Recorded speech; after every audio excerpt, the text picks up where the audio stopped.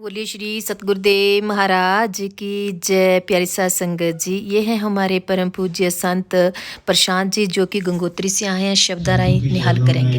ओम नमो नारायण। और सभी भक्त प्रेमियों आत्माओं को मैं नमन करता हूं। कहने को तो बहुत कुछ है जो कहा जाए वो जीवन में उतरना चाहिए। हमने तो बहुत सारा सुना है, बहुत सारा पढ़ा है, लेकिन उसका रूपांतरण नहीं। संग करना पड़ेगा। आज मैं इस जगह पे करीबन 15 साल बाद आया हूँगा। ये तब नई नई जगह ली थी। छोटू महाराज जी आया था, मैं शायद उसके बाद हम अब मिल रहे हैं। तो हमने अपना रूपांतरण करना है। किसी व्यक्ति में कोई भी अवगुण नहीं है। अवगुण कब मालूम पड़ता है? जब हम उसका रूपांतरण नहीं करते। आपने देखा होगा बहुत सारे लोगों को बहुत सारा गुस्सा आता है, लेकिन वो गुस्सा इतनी बड़ी ऊर्जा है उसके लिए, क्रोध इतनी बड़ी ऊर्जा है उसके लिए, अगर उसका रूपांतरण करता है तो वही क्रोध प्रेम में परिवर्तित हो जाता है। क्षणिक, सिर्फ कितना? 5 मिनट। किसी भी व्यक्ति की स्थिति सिर्फ 5 मिनट रहती है, वैसी बाद वो व्यक्ति वैसा नहीं रहता। अगर उस 5 मिनट को हम अपने अंदर रूपांतरित कर लें और उसी क्रोध को हम अपने पे इम्प्लीमेंट कर लें तो हमारा जीवन जो आज है वो, संत कुछ नहीं करते हैं, आपके अंदर कोई परिवर्तन नहीं करते हो, सिर्फ रूपांतरण की विधि बताते हो, ट्रांसफॉर्मेशन ऑफ एनर्जी। उसी दिन आप अपना सेल्फ ऑब्जर्वेशन, अपना मूल्यांकन करेंगे। दुनिया क्या समझती है, लेकिन जो असली मूल्यांकन है वो अपना आप स्वयं करेंगे। मुझे लोग कैसा समझते हैं, कैसा देखते हैं, ये अलग बात है, लेकिन मैं कैसा हूं ये मुझे मालूम है।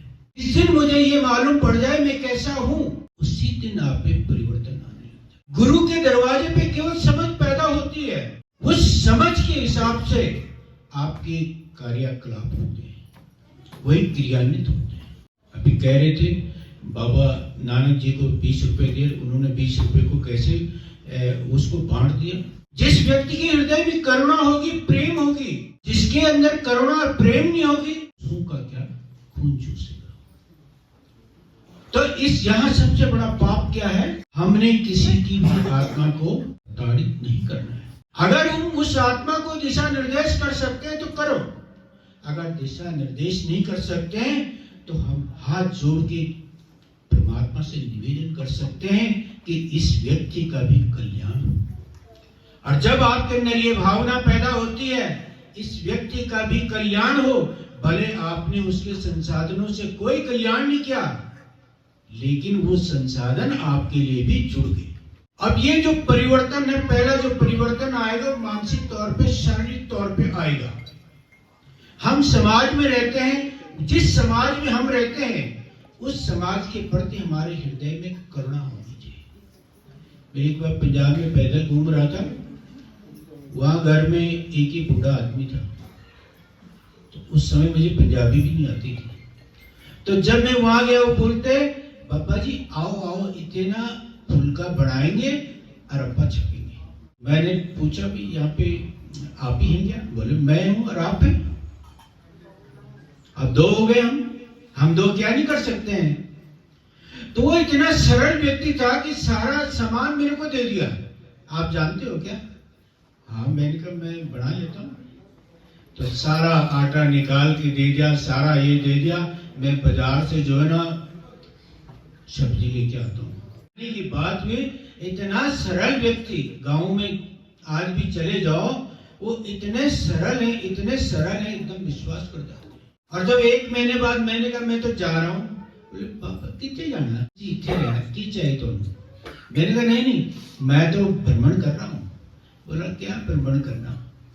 1 महीना और रुक जाओ, मैं भी थोड़े नाल चलूं। तो जहां करुणा होती है वहां तुम्हारे पे संसाधन नहीं, कोई बात नहीं, वहां तुम्हारी नमक रोटी भी कितनी इतनी सुंदर लगेगी, इतनी सुंदर लगेगी, आपको इतनी तृप्ति होगी, शायद आपको वो शाही पनीर और ये वैसे वैसे चीजें खा करके तृप्ति नहीं होगी। प्रेम भी पैदा है, लेकिन उसका रूपांतरण करना है। मेरी माता जैसी तो ये भी सब, मेरे पिता जैसे ही ये सब।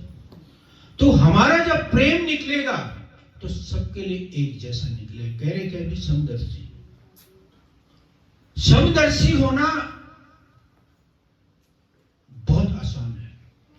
लेकिन समवर्तन होना बहुत मुश्किल है। जिस दिन हम समदर्शी भी हो जाए या समवर्तन भी हो जाए, उसी दिन हमारी देखने की जो दृष्टि है वो बदल जाएगी। और इस दृष्टि को बदलने के लिए अपना मूल्यांकन आपको स्वयं करना पड़ेगा। जब तक आप मूल्यांकन नहीं करेंगे अपना, तब तक वो दृष्टि नहीं बदल सकती है। और वो मूल्यांकन जिस दिन आपने कर लिया, उसी दिन कोई ना कोई आपका हाथ पकड़ लेगा। नामदेव जी हुए, नामदेव जी कहते हैं जर्रे जर्रे में झांकी है भगवान की, पर किसी सूझ वाली आंख ने पहचान की।